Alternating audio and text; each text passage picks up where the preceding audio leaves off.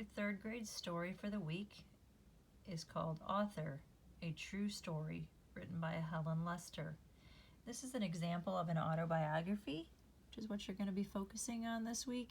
And we're talking about author's purpose. Why does the author write? What is the reason that he's writing? And if you think about pie, to persuade, inform, or entertain, you'll be talking about that.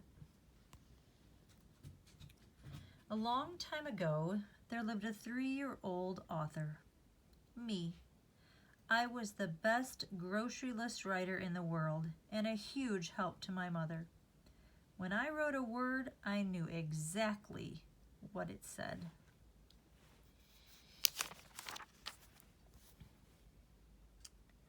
And the fun part was that I could turn each list upside down and the words said the same thing. I think I made hundreds of these useful lists for my mother, and she never once said, "No, thank you, dear, I have enough."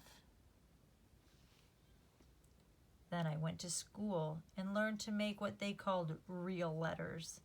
My writing was the prettiest in the class, with straight lines and round lines. It was perfect, and it was perfectly backwards. I didn't just mix up B's and D's. That's easy to do because they look so much alike. My letters started at the right, wrong, side of the paper and marched across, pretty as could be, and backwards. There's a name for somebody with this problem. I was a mirror writer. My teachers had to hold my work up to a mirror to understand what I had written.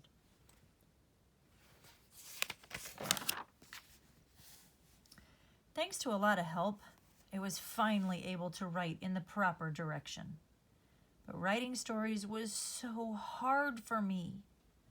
Often I couldn't come up with a single idea, and my stories got stuck in the middle, and I couldn't think of a title, and I had trouble making the changes my teacher wanted me to make, and I lost my pencils, and I wondered why I was doing this, and I got very frustrated.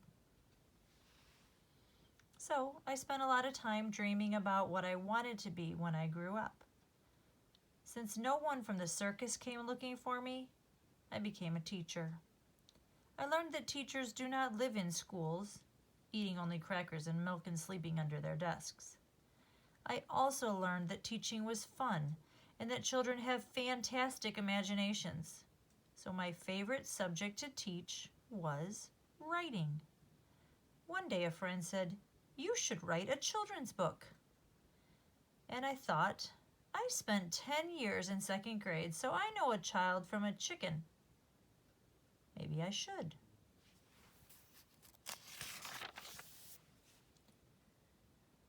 I went right home and wrote a book. It was the best book I had ever written. Of course, it was the only book I had ever written. I illustrated it with my nicest drawings and proudly sent it to a publisher.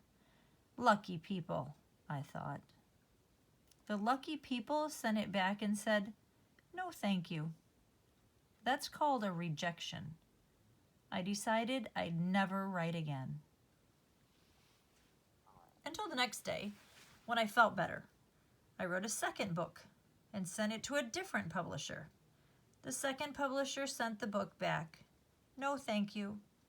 I decided I'd never write again. Until the next day, when I felt better, I wrote another book, and another, and another. Practice must have helped each story get a little better, for on my 7th try, no book came back. Just a "yes, please." That's called an acceptance. I was beside myself with joy and excitement. I was the first author I had ever met.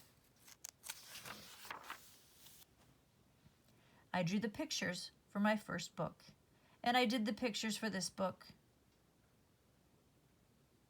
But usually I work with an illustrator who has been to art school and who can draw bicycles and refrigerators and pigs. This talented person draws what I would if I could. So here I am, an author. And every time I sit down to write, perfect words line up in perfect order, and whoop, a perfect book pops out of the computer. Well, not exactly. Sometimes writing stories is so hard for me. I can't come up with a single idea, and my stories get stuck in the middle, and I can't think of a title, and I have trouble making the changes my editor wants me to make, and I lose my pencils, and I wonder why I'm doing this. And I get very, very, very frustrated. But that's sometimes. I love it best when ideas are hatching so fast I can barely write them down. I grab the nearest thing to write on and get so excited I forget what I was doing in the first place. The ideas that come in the middle of the night are hard to read the next day. Not all the ideas are useful. I keep a whole box full of fizzled thoughts and half-finished books. I call it my fizzle box. Whenever I need an idea, I can go to the box and find wonderful things. Just the name I needed. A funny word. A wise lesson.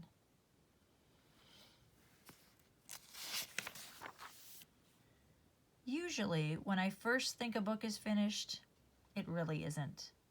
I keep going over the story again and again, looking for ways to make it better with little changes here and there. I do this until the book has to be printed. Then it's too late to do anything more. I used to think that writing had to be done at a special time while sitting at a desk, but slowly I discovered that I could write anytime and anywhere. I especially like to write when I'm bored, because then I'm not anymore. Of course, writing anytime, anywhere, sometimes means writing things on anything. Authors are lucky, for they get to meet hundreds of children through letters, school and library visits, and in autographing sessions. I didn't always like autographing books. The first time I autographed, my table was next to the table of a very famous author. I was not a very famous author. Her line had no end. Mine had no beginning. I'm glad I didn't join the circus. Even though writing is sometimes hard work, it's what I love to do. I never dreamed I'd become an author, so this is better than a dream come true. And there's your author's autobiography, a little bit more.